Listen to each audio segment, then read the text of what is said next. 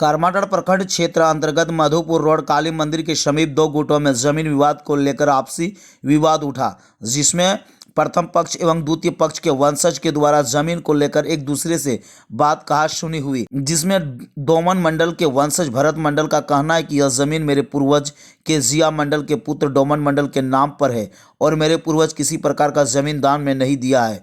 वहीं द्वितीय पक्ष काली सोनार के पुत्र श्रवण सोनार का कहना है कि यह जमीन उनके पिता डोमन मंडल ने मेरे पिता काली सोनार को दान दिया था।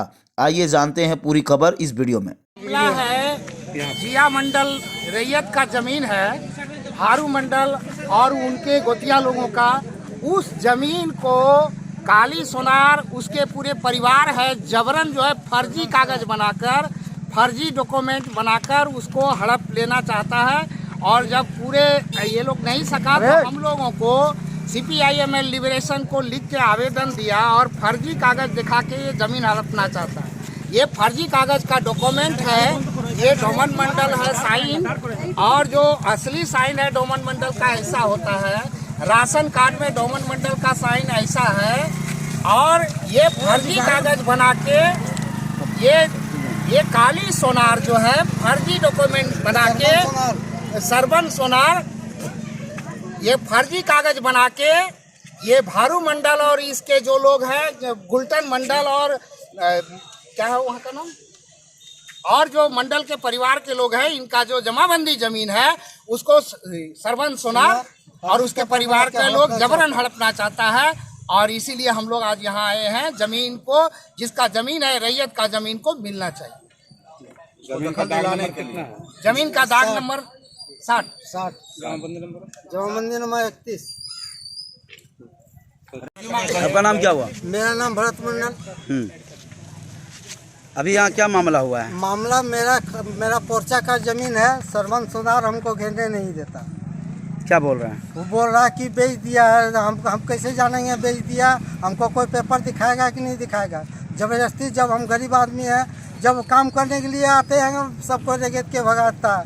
इसलिए मैंने अपना पार्टी को बोला कि आवेदन दिया लिख के कि मेरा ज़मीन देखो ये सब हड़प रहा है। बोला चलो देखते हैं हम लोग कि उसका पास पोर्चा है, तुम्हारा बाप दादा बेच दिया तो उसका दिला देंगे, तुम्हारा पास जब पोर्चा है तो तुम्हारा दिला देंगे। लेकिन वो लोग तो कुछ बोलता नहीं है, जबरदस्ती हमको घेरने नहीं देता है।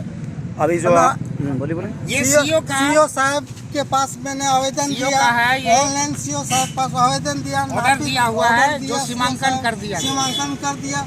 उसके बाद हम आते हैं तो हमको घेरने नहीं देता है। तो मैंने लास्ट में पार्टी को बुलाए अपना और बोले कि ऐसा ऐसा हमको सीओ साहब कर दिया लेकिन घेरने नहीं देता है। बोला चलो देखते हैं हम लोग घेरने क्यों नहीं दे रहा है। अभी आपको प्रशासन तरफ से क्या आश्वासन दिया? प्रशासन बोलता है कि अभी जो प्रशासन आश्वासन ये दिए कि एक आवेदन दीजिए, हम लोग मजिस्ट्रेट ला के 7 दिन के अंदर में, 1 सप्ताह के अंदर में आपका जमीन हम लोग घेर देंगे। प्रशासन को हम लोग इसलिए धन्यवाद। और प्रशासन के बाद में हम लोग थाना जा रहे हैं और थाना में एक आवेदन नहीं होता था क्या करेंगे? और अगर 1 सप्ताह में नहीं होता तो फिर आगे क्या सोचें? आगे कार्रवाई तो वही अब प्रशासन ही करेंगे कि हम लोग क्या करेंगे, वही रास्ता बताएंगे। हम लोग तो कानून मान के चल रहे हैं, जो कानून में लिखा हुआ उसको मान रहे हैं। और देश का जो संविधान है, संविधान के अनुसार, SPT एक्ट के अनुसार ये जमीन हमारी है, इसलिए हमको मिलना चाहिए। 1932 खतियान में रैयत में हम हैं तो हमको ज़मीन मिलना चाहिए। जो बिना रैयत वाला फर्जी कागज बना के दूसरे का ज़मीन जो हड़प रहा है उसको हम लोग कहते हैं कि ज़मीन हड़पना बंद करो। हमारे बाबूजी द्वारा आज से करीब 70 साल पहले, आपके बाबूजी का नाम? काली सोनार, स्वर्गीय काली सोनार, करीब 70, 72, 75 साल पहले की बात है, जो हमारा जन्म भी नहीं था। उस समय से ये ज़मीन जो है हमारे बाबूजी का है। और दीवार पूरे बाउंड्री के अंदर पूरा जो है तालाब से लेकर के ये जो है सो तालाब के बगल से लेकर के पूरे रोड तक मेरा पुराना दीवार दिया हुआ है। अभी भी दीवार है और अभी भी दीवार है। और उसमें किसी प्रकार का कोई विरोध आज तक नहीं हुआ। न छठिया मंडराइन जब विरोध की तो छठिया मंडराइन भी जो है सो केस जो है सो की, और करने के बाद में उसका केस भी ड्रॉप हो गया, न ही उसका कोई रिजल्ट आया।